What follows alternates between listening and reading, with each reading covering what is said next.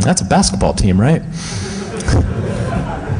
So we're like, all right, well, they got to have night security. So we go up to the front door. There's all these things, and we're looking at this. We're trying to figure out like how to press the doorbell. And there's this giant thing, and we open it up. And can you just imagine like a half a dozen geeks standing there trying to figure out how to operate a doorbell? Wish I could have been there. This was bad. Well, we figured out there isn't actually a doorbell. There's a fingerprint scanner, though. And we were like, whoa, dude. Cameras, fingerprint scanner. And then as soon as we did that, this giant light like just beams up, and we couldn't see anything. And then we noticed, oh, my God, that's a camera. Facial recognition. I'm not kidding, guys. I asked them about it the next morning. So we were like, all right, we're out of here. We're not climbing. We're not scaling this building, not with all this. And so the next morning I come back, and they just opened up, and I'm walking in next to some giant basketball player. It's like twice my size. I was like, hi. He's like, hello, little man. What are you doing? I'm just here to see the secretary. Okay, she's over here. So some basketball player, walks me to the front desk, and this lady, she's typing away at her computer, and she looks up. She's like, hi, can I help you? I'm like, yeah. I'm from the Army, and I lost...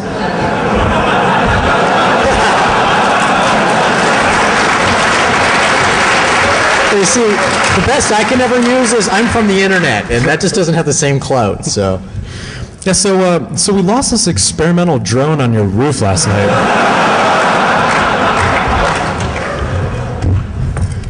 Oh my God. You would not believe the week I'm having. We're trying to get Kobe to come here, and I don't think it's going to work out. So I am so not surprised this drone landed on the roof. What's a drone? I'd just like to point out, I have an empty cup here. Oh, the man in the front with the flask. Well done, sir. This is what I think it is. 1928 Bolshevik vodka.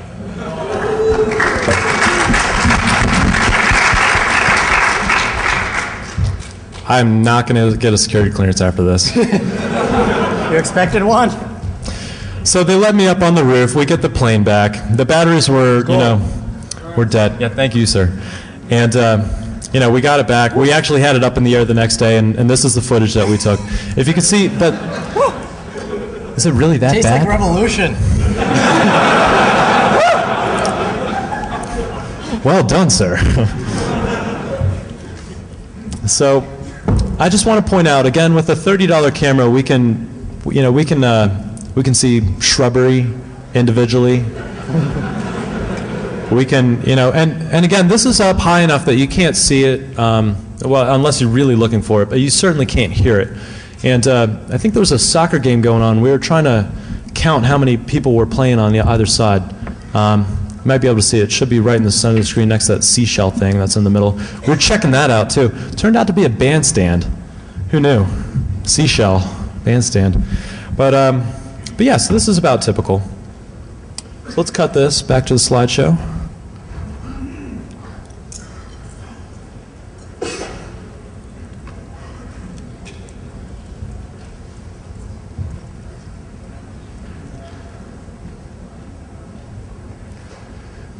Okay.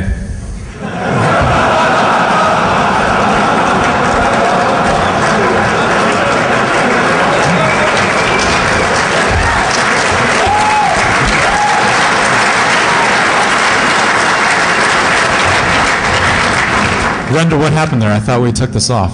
I thought so too, but I guess we should address it anyways. Okay, so so some of you know this, many of you don't. I'm currently working at DARPA for Mudge. Everybody clap it up for Mudge, thank you. I'm so ignorant, I actually didn't know who Mudge was until I showed up there. And, sorry, I'm very young, all right? Like, oh, okay. I'm gonna pull the age card on that. But he sits me down in his office the first day, and he's got all these locks on his desk. And I'm like, whoa, all right, really? So I sit down, he just folds his hands across his desk and doesn't say anything. And there's this person in the corner that's just scribbling notes. Just looking down, scribbling notes, looks up, gives me the stinky eye, looks down. I'm like, wow, this is kind of creepy. So he just kind of motions to the locks, and I take the hint, all right, lock picking. Thank God I learned this at Tool. And so I cracked a couple locks, and then we start talking. Well, a couple days later, we were doing the same thing again. We're talking in his office, and I was telling him about my UAV, and we were just brainstorming like crazy ideas. And I was like, man, I wonder how much it'd cost to put like a rocket on my plane. He's like, you know what? Why are you still here? I'm like, what do you mean? He's like, I don't want to see your face again until I see a rocket on this plane. It's like, get out of here. Like, come back with some footage. Don't do anything stupid. For varying degrees of stupid, there are varying degrees of stupidity. So here's our candid shot. You see on the left we've got a camera, on the right we've got a missile. What does this look like, right? And at this point, I'm getting an email afterwards saying, dude, I strapped a rocket to the thing. And I'm like, do I still want to be involved in this? Audio, yes. All right, so I'm going to show you a couple different tries here, because this did take a couple.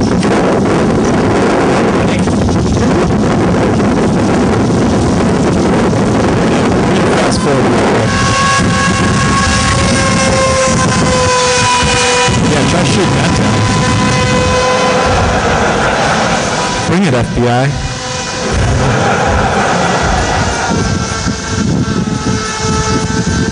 Okay, I think we're rolling around here.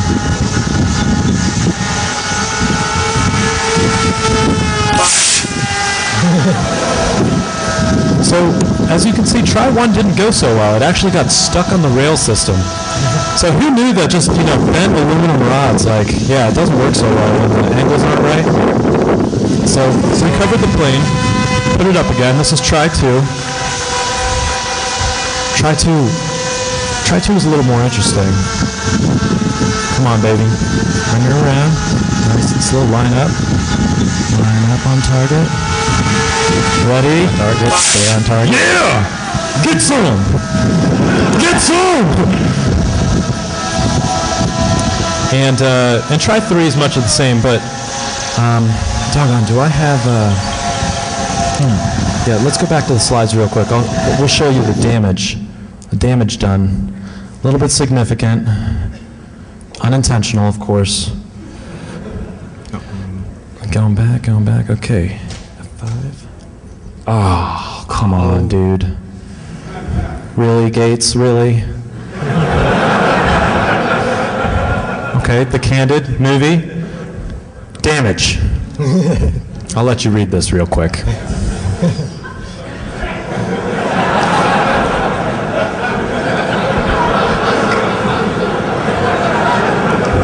Not that any of you have ever seen that particular setting on a fire extinguisher. So, I think it was in my third or fourth go, because I was really getting into this at this point. I decided, man, it'd be really cool, if I could do some chaff, I could spoof another rocket and whatnot. Maybe, they're coming in to get me, and chaff, spoofed your rocket, man. And so I went into the kitchen, and I'm looking around all right, aluminum foil, okay, scissors.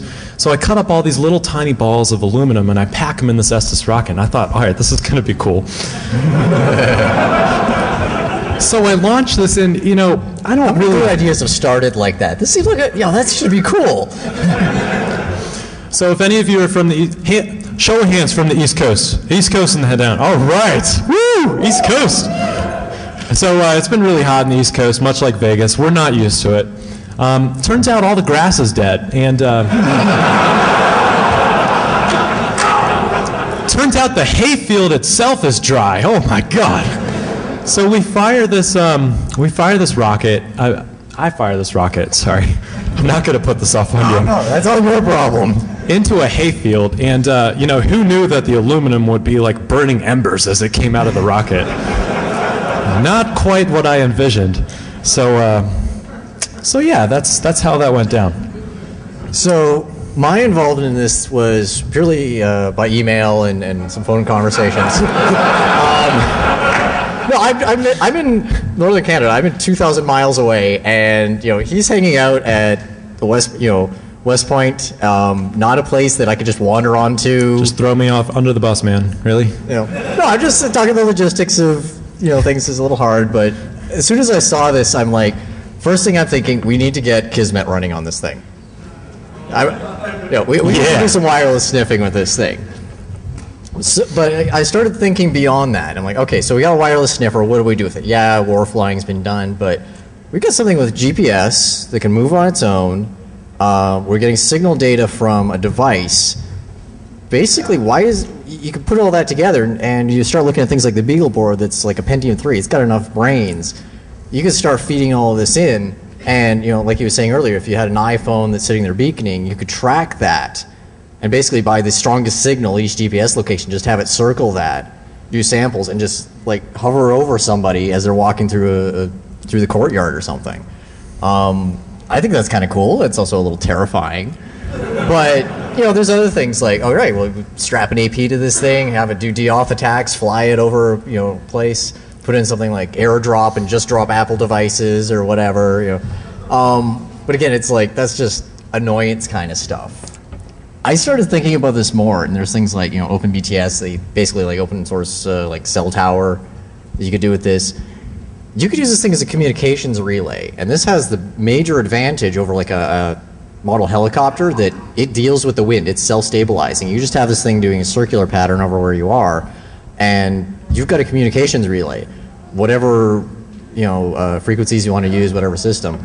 You could do this. So open mesh if you want to get network up and over a hill.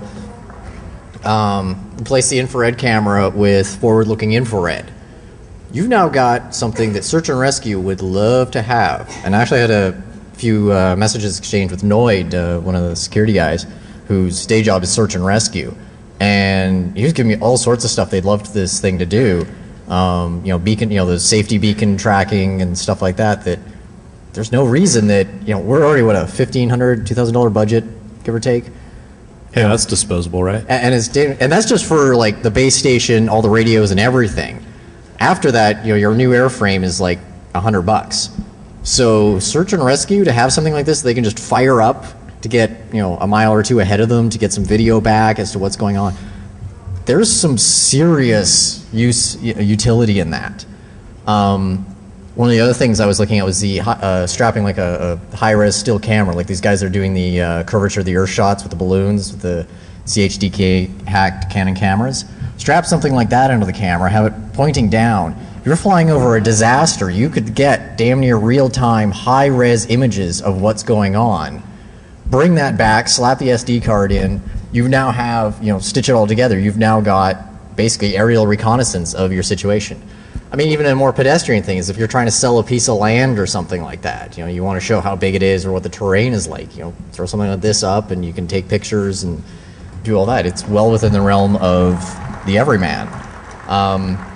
I can honestly say that, like, how many of you are familiar with Sahana? It's an open source disaster relief package that was after the tsunamis in Southeast Asia.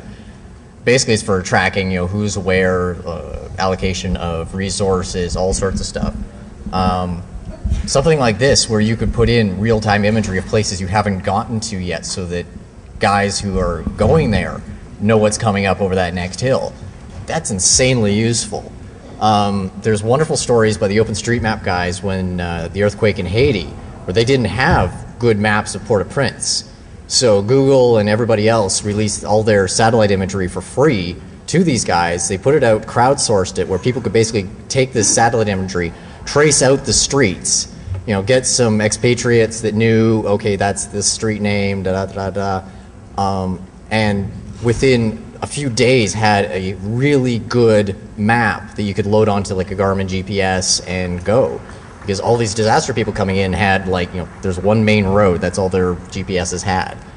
So the ability to have, for the normal cost of like $20,000 for a pro drone, to be able to do 20 of these things, cover a massive amount of space, give them to anybody who wants them.